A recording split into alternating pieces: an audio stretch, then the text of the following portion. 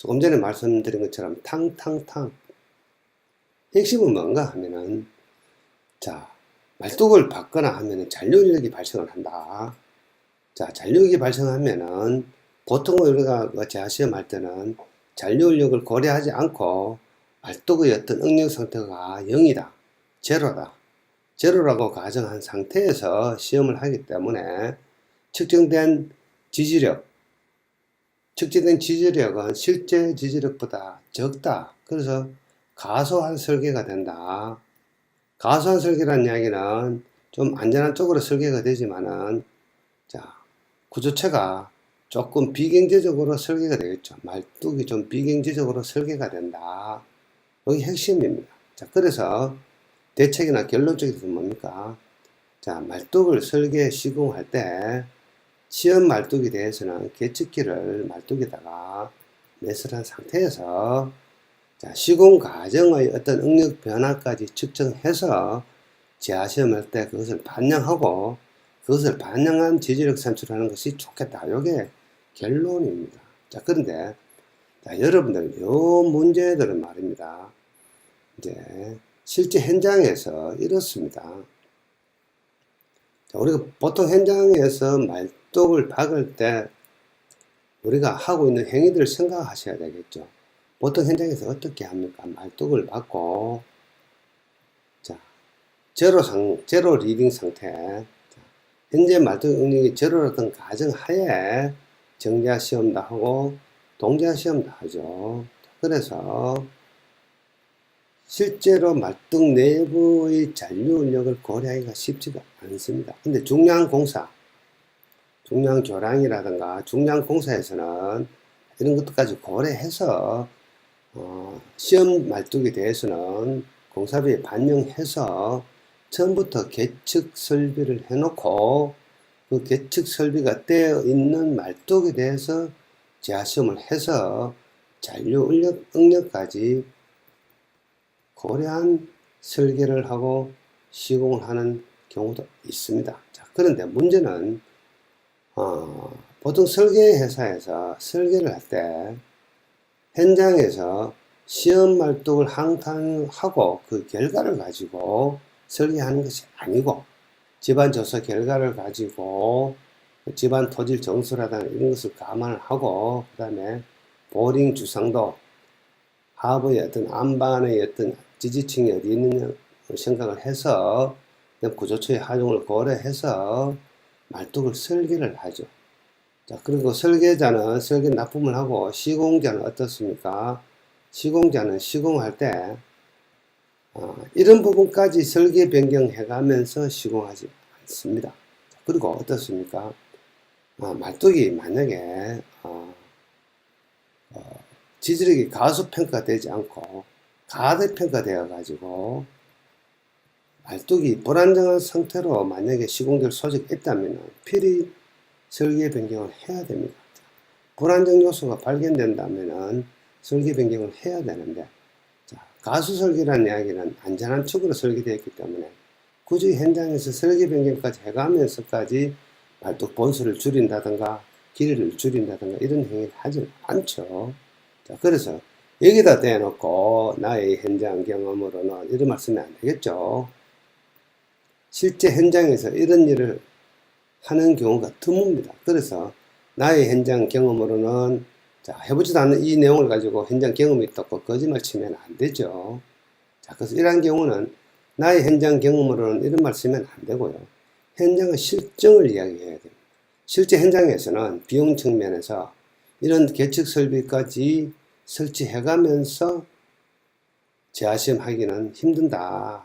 그래서 일반적인 재하시험, 제로 리딩 상태의 재하시험을 하고 있다. 그래서 현장에 어떤 공사비 여유가 있다면은 어떻습니까? 시공 계획할 때 이 부분을 반영해서 잔용력까지 반영한 신뢰성 있는 지지력을 산정 후 반영하면 좋겠고, 가능하다면 설계자하고 시공자하고 자, 소통해서 유기적으로 소통해서 현장에 와서 설계 변경 조치를 할 수 있는 어떤 계약을 한다든가 해서 피드백하는 것이 좋겠다. 이렇게 적어주셔야 되지. 나의 현장 경험으로는 공공 현장에서 거짓말 치면 안 되죠. 이거 하는 현장이 좀 드뭅니다. 자, 특수한 현장, 좀 이따 소개하겠지만, 현장 타설 말뚝, 중요한 교량 공사라든가 이런 곳이 시공하는 현장 타설 말뚝인 경우에는 처음부터 자, 이 잔류력을 반영하기 위해서 공사비에 반영해서 자, 현타 말뚝 시공을 할 때 계측 장비를 설치한 상태에서 현타 말뚝을 시공해서 이것을 반영한 현장도 국내에서 사례가 있습니다만은 일반 말뚝 현장에서는 이런 거 하기가 쉽지가 않죠. 자, 그래서 경험치라는 이야기는 현장의 어떤 상황, 현장의 현실, 이론과 실제의 차이, 자, 그런 것을 극복하는 이야기를 적어주셔야 되지, 경험도 하지 않는 이런 것을 현장 경험 적어야 된다고 강조하는 강사도 있고요. 이런 거 강조한다고 거짓말처럼 막 적어주시면 안 됩니다. 자, 그래서 이런 곳에서는 현장 경험을 적는 것이 아니고요. 현장의 실정, 이런 이론, 공학적인 이론대로 시공하지 않는 현장의 실정을 적어주고, 가능하다면은, 자, 이런 이론적인 바탕에 따라갈 수 있도록 현장에서 노력하는 것이 좋겠다. 이렇게 적어주는 게 기술자다운 답안이 되겠지요. 자, 그렇게 하시고. 자, 향후에는, 자, 이렇게 문제 나올 수도 있습니다. 현장 타설 말뚝 잔류력. 지금 위에 있는 내용은 대부분 항타 말뚝, 두드려 박는 것, 때려 박는 말뚝에 대한 이야기고요. 현장 타설 말뚝의 잔류력이 지금은 더 관심이 많죠. 지금은 토목 현장에서는 대구경의 현장 타설 말뚝을 시공하는 경우가 많습니다. 자, 시간 많아서 많은 설명을 못 드리고, 자, 재하시험을 할 때 하중이 제로 있다는 가정, 제로 타임을 해서 제로 리딩인 가정에서 하다 보니까 잔류 응력을 무시하는 경향이 많다. 그래서 실제 말뚝의 주면 지지력, 하중 분포와 다른 결과를 보인다. 자, 그래서 변형률 등을 사용해서 콘크리트 타설 직후부터 계측을 실시해서 말뚝 시공에 따른 잔류력을 측정하는 것이 좋겠다. 이런 계획을 적어주시고, 그 다음에 재하시험 기계선상 마찬가지입니다. 이러한 지지력이 가속평가되어 가다 설계로 비경 지적이 될 수 있기 때문에 잔류 응력을 고려하는 것이 좋겠고, 하는 방법은 응력계나 변응력계 등을 계측 장비를 부착하는 것이 좋겠다 해서 계측 장치는 이러한 것들이 있다. 그리고 나서 이건 외국에서 시험한 사례입니다. 재하시험 방법 비교, 하중 분포, 제로 리딩 상태의 하중 분포, 그 다음에 잔류 응력을 고려한 하중 분포. 자, 그래서 제로 리딩 상태는 처음부터 재하 전에 말뚝의 하중이 제로라고 가정하고, 이렇게 말뚝의 깊이별로 병력률계를 말뚝을 시공할 때 측정해보니까 이런 곡선이 나오더라. 이게 전부 다 플러스 압축력이 작용하죠. 그래서 정의 주민 마찰력이 다 작용한다. 이렇게 생각하고 있고, 실제는 어떻습니까? 실제는 자, 이런 형태로 인장력이 작용한다. 즉 부마찰력이 작용한다. 마이너스.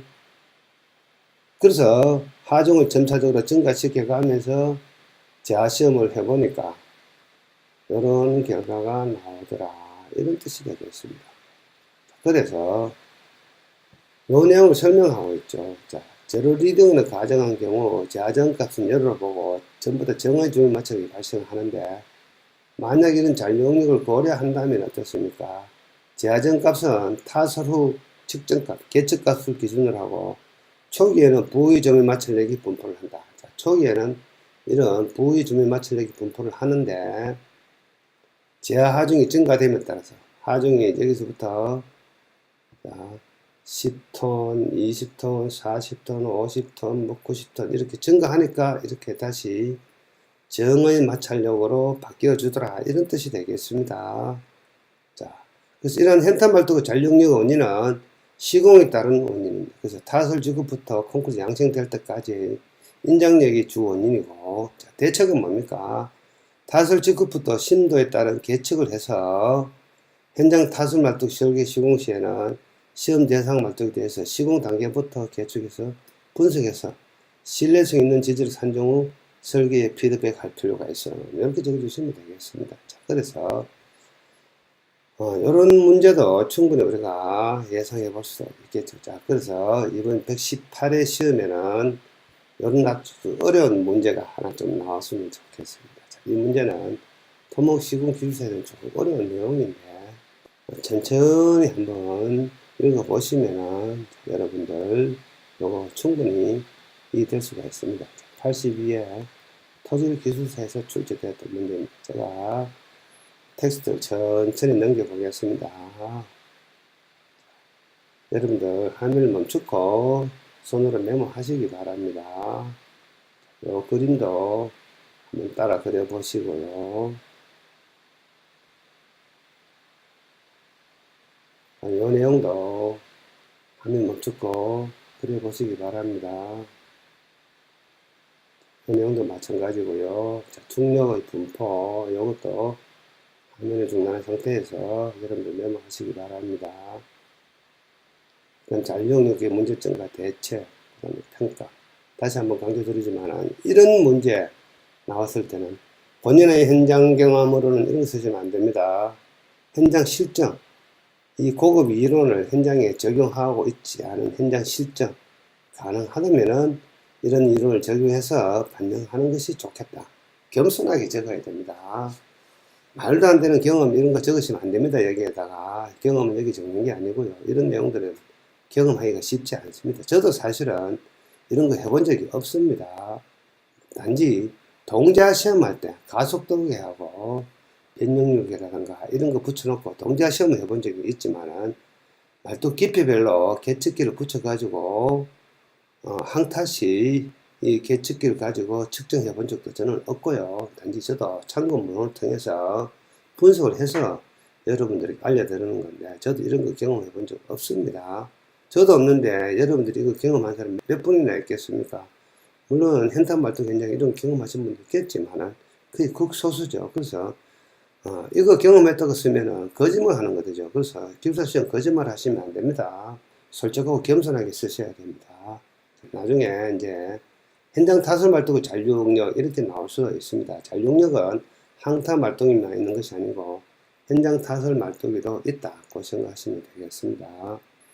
이런 내용들은 제가 우리 아이올리고 홈페이지 들어오시면은 제가 요거 게시해 놓습니다. 자, 요거는 우리 홈페이지 유튜브 밑에 제가 홈페이지 링크 주소를 넣어 놓을 테니까 들어오셔가지고 꼭 필요하신 분들은 이 자료 프린트 하시기 바라고, 혹시 어느 정도 시간이 지나면은 이거 무료로 개발하다가 저희들 아이올리고는 유료 회원이 많습니다. 그래서 제가 다 그냥 드리고 싶은데 유료 회원들을 보호를 해야 되기 때문에 이제 무작정 오픈을 하지 못합니다. 자, 꼭 필요하신 분은 저에게 개인적으로 카톡을 주시면 되겠습니다. 제가 하단에다가 저희 카톡 아이디를 넣어 놨습니다. 자, 참고로 저희 카톡 아이디는 이렇습니다. 자, JIN590입니다. 진590의 소문자입니다. 이쪽으로 카톡 주시면은 제가 꼭 필요하신 분한테는 이 자료를 제가 메일로 보내드릴 수도 있고 카톡으로 보내드릴 수도 있으니까 요청하시기 바랍니다. 118회 시험 요 문제 꼭 한번 출제되었으면 참 좋겠습니다. 자, 여러분 열심히 하시고요. 자, 5월 5일 맞죠? 제 118회 시험이 있습니다. 이러한 어떤 어려운 문제지만은 한 번 정도 관리하시면 많은 도움이 될 수도 있겠죠. 자, 감사합니다.